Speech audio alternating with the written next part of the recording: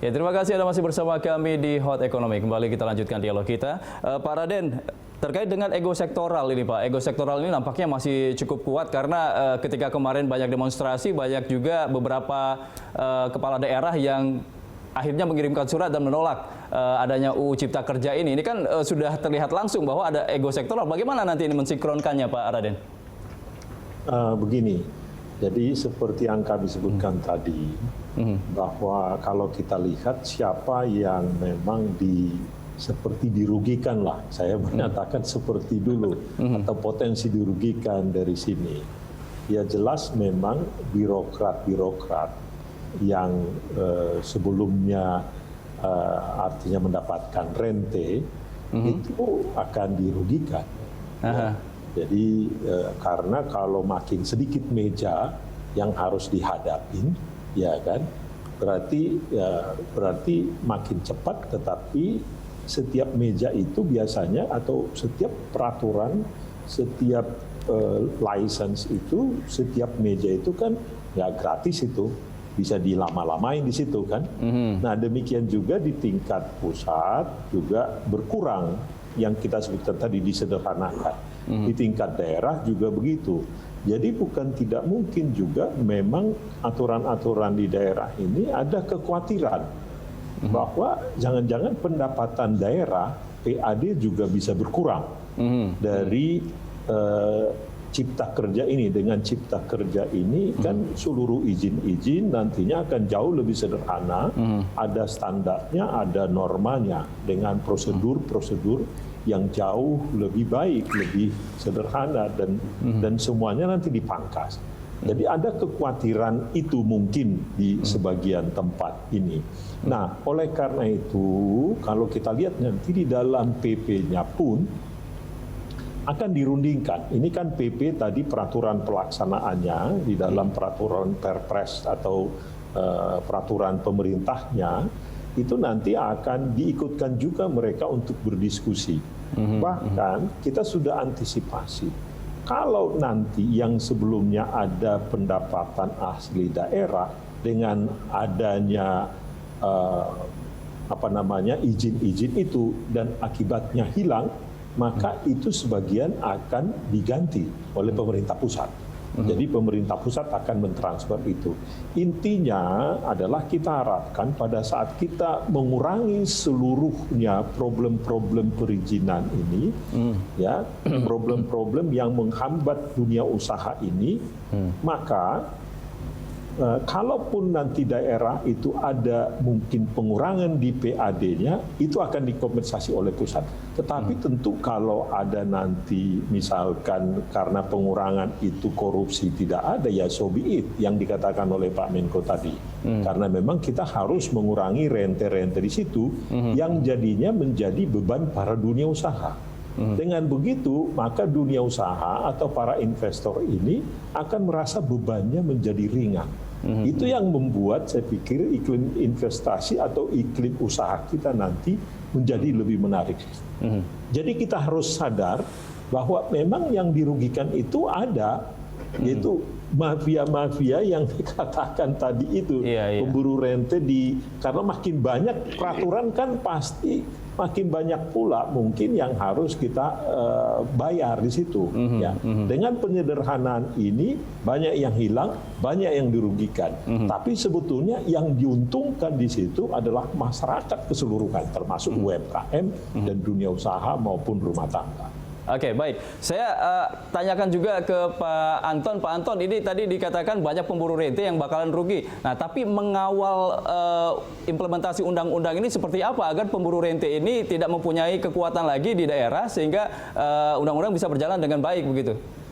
Karena itu yang paling penting adalah kepastian hukum. Nah, ini yang harus betul-betul jalan dan ada ketegasan dari pemerintah pusat ke bawah, Mas. Karena apa? Dan kedua, ini kita juga mesti ada kampanye bahwa tugas pokok dari pemerintah, baik pusat maupun daerah, adalah menghapuskan kemiskinan dan mensejahterakan rakyat.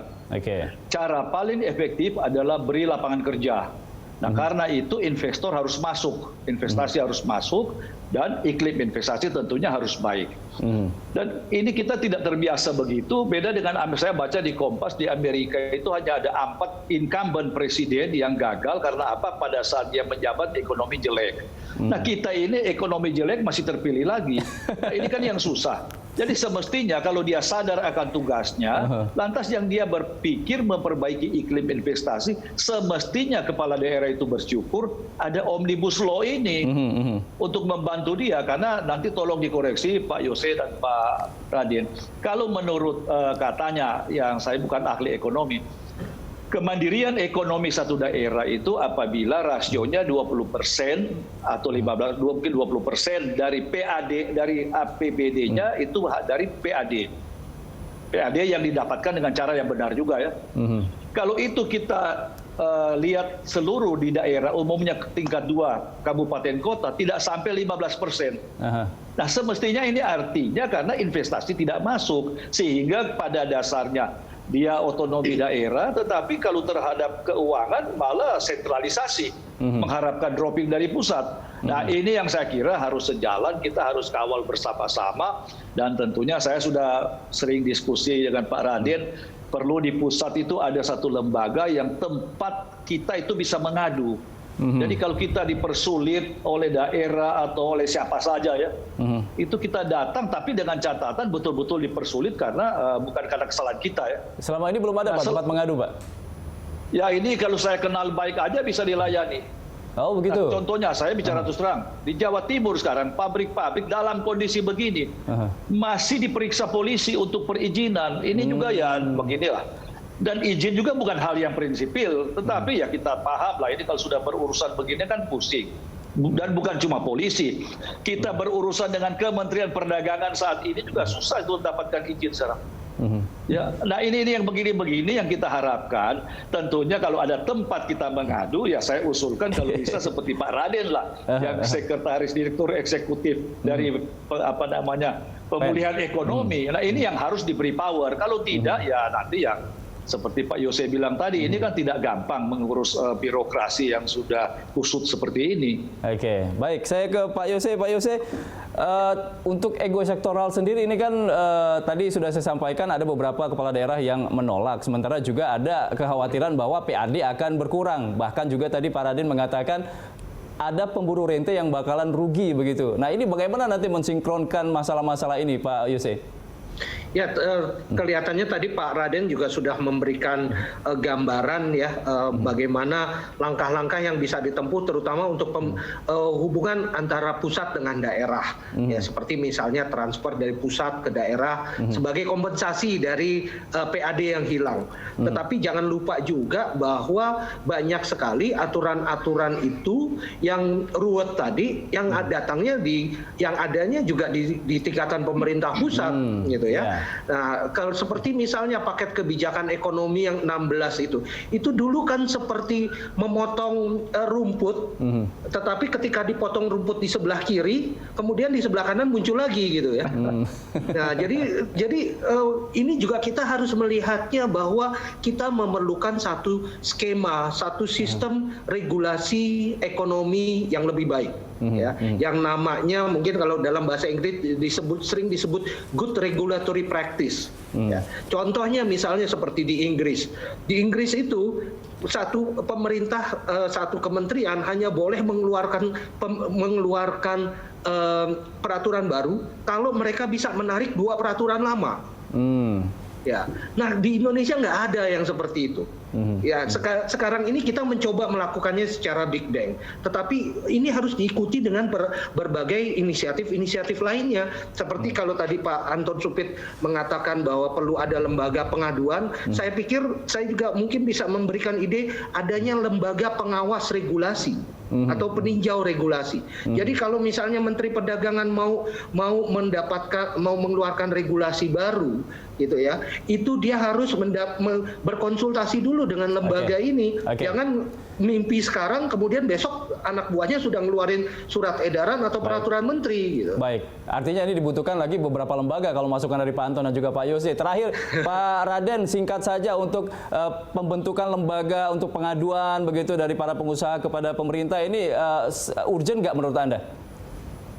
Kita akan pikirkan itu, segala masukan-masukan sekarang ini kita akan terima, artinya kita akan pikirkan, tapi tentu jangan sampai menambah birokrasi baru lagi. Ya, betul. Tapi intinya seperti yang kami sebutkan tadi, maka kekhawatiran ini kan akan berkurang secara signifikan.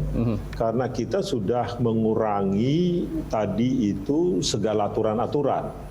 Jadi tentu dengan berkurangnya birokrasi, berkurangnya tadi meja-meja tadi, berkurangnya izin-izin tadi, ya hubungan kita langsung dengan orang kan makin sedikit. Oke, baik. Sebutkan OSS jadi bisa, jadi satu saja selesai izin kesemuanya. Baik. Di birokrasi kita biasanya kreatif semua tuh. Kreatif dalam hal apa nih maksudnya Pak Yose? Singkat. Kreatif dalam hal membentuk regulasi-regulasi baru dan memberikan beban-beban baru juga. Baik, Pak Raden, Pak Yose dan juga Pak Anton, kita akan tunggu ini ketegasan pemerintah dalam mengimplementasikan Undang-Undang Cipta Kerja ini, jadi tidak melenceng dan juga tidak dikorupsi oleh pemburu rente tadi. Terima kasih sudah bergabung bersama Hot Economy. Terima kasih Pak Anton, Pak Raden dan juga Pak Yose. Pemirsa, sampai di sini bersama kita dalam Hot Economy. Anda bisa mengirimkan informasi dan saran ke email kami di redaksi@berita1.tv atau follow kami via Twitter, Facebook, YouTube, dan Instagram. Saya Andra Lesmana mewakili seluruh kerabat kerja yang bertugas undur diri. Terima kasih. Sampai jumpa.